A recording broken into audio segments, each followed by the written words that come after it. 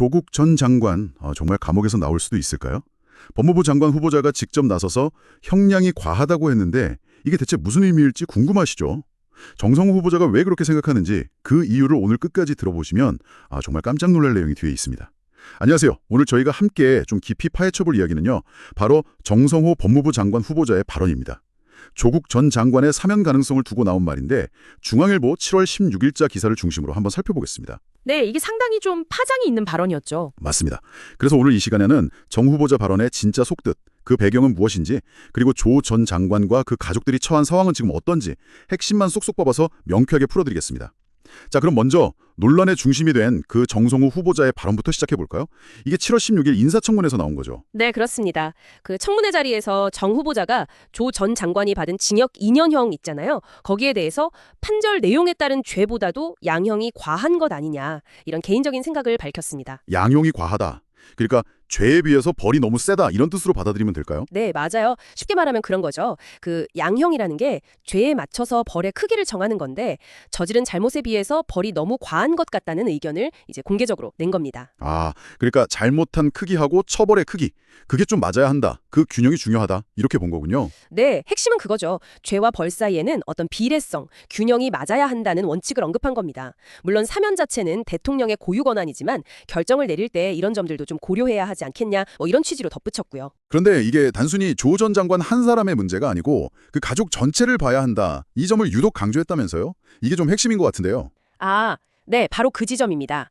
정 후보자는 조 전 장관 개인의 형량뿐만 아니라 그 배우자인 정경심 정 교수, 또 딸 조민 씨, 아들 조원 씨까지, 그러니까 가족 구성원 전체가 받은 법적 처분하고 또 그로 인해서 겪었을 고통, 이런 걸 다 함께 고려해야 한다고 주장한 거죠. 어떻게 보면 이게 정 후보자가 양형이 과하다라고 생각하는 가장 큰 이유인 셈입니다.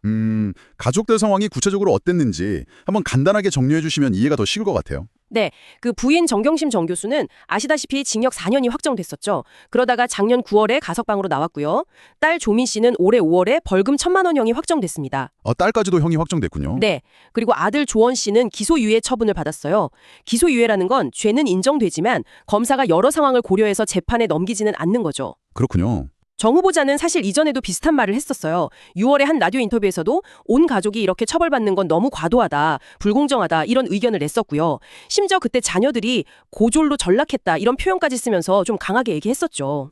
온 가족이 이렇게 법적인 처벌을 받았다는 그 점, 이걸 좀 특수한 상황으로 봐야 한다. 이런 맥락이군요. 그럼 조 전 장관 본인은 현재 어떤 상태인가요? 조 전 장관은 그 자녀 입시 비리하고 또 청와대 감찰 무마, 이런 혐의들이 있었죠. 이걸로 자목년 12월에 대법원에서 징역 2년이 확정됐습니다. 그래서 지금 복역 중이고요. 만기 출소 예정일은 2026년 12월 15일로 알려져 있습니다. 이런 발언이 또 인사청문회라는 자리에서 나왔으니까 정치적인 질문들도 당연히 오갔겠네요. 좀 민감할 수밖에 없었을 텐데요. 네, 당연히 그랬죠. 민주당 박지원 의원 같은 경우는 사면을 건의할 의향이 있냐 이렇게 직접적으로 물었고요. 반면에 국민의힘 장동혁 의원은 그럼 형량이 과하다고 생각되는 모든 사람을 다 사면할 거냐 이런 식으로 비판적인 질문을 던졌습니다. 양쪽에서 다 질문이 나왔군요. 그렇죠.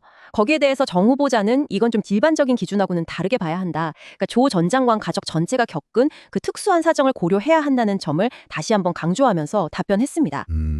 특정 정당의 입장을 저희가 지지하거나 반대하는 건 아니지만요. 어쨌든 법무부 장관 후보자가 특정 인물의 형량에 대해서 공개적으로 과하다고 언급하고 또 그 이후로 가족 전체의 고통을 들었다는 것 자체가 상당히 이례적인 일이긴 하네요. 네, 맞습니다. 그래서 더 주목을 받는 거겠죠. 자, 그럼 오늘 이야기 한번 정리해 보겠습니다. 정성호 법무부 장관 후보자가 조국 전 장관 사면 가능성과 관련해서 개인적으로 형량이 좀 과한 것 같다는 의견을 내비쳤습니다. 그리고 그 근거로 제시한 것이 바로 가족 전체가 겪은 처벌과 고통, 이걸 좀 종합적으로 봐야 한다는 점이었고요. 네, 물론 최종 결정은 대통령에게 달려있는 사안입니다만 앞으로 법 집행을 총괄하게 될지도 모르는 후보자가 이런 문제 제기를 했다는 것 자체가 중요하죠.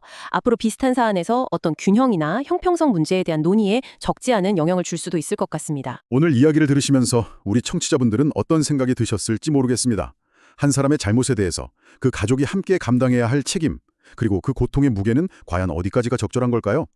법 앞에 평등이라는 큰 원칙하고 또 개별 사건에서의 어떤 균형이라는 가치 사이에서 한 번쯤 다시 고민해 볼 지점이 아닌가 싶습니다.